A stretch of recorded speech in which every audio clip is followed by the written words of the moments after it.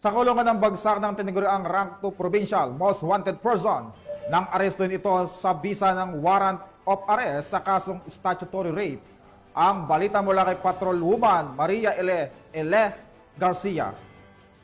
Ng Apayao PNP ang isang lalaki na tinaguri ang rank 2 provincial level most wanted person sa kasong statutory rape sa barangay Poblasyon, Kalanasan, Apayao, nito lamang ika-15 ng Marso taong kasalukuyan.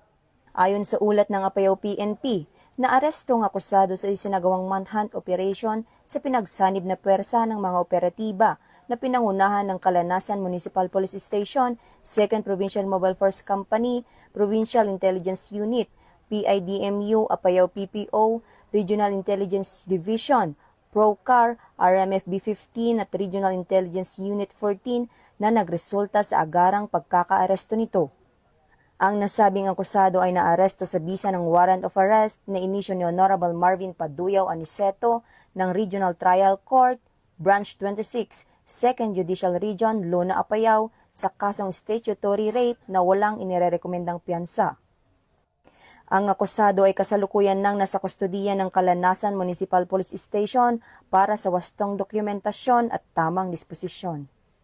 Patuloy ang kampanya ng kapulisan ng Apayao upang mahuli at mapanagot ang mga taong nagkasala sa batas at mabigyan ng hustisya ang kanilang mga nabiktima para sa inaasam na mapayapa at maunlad na bagong Pilipinas.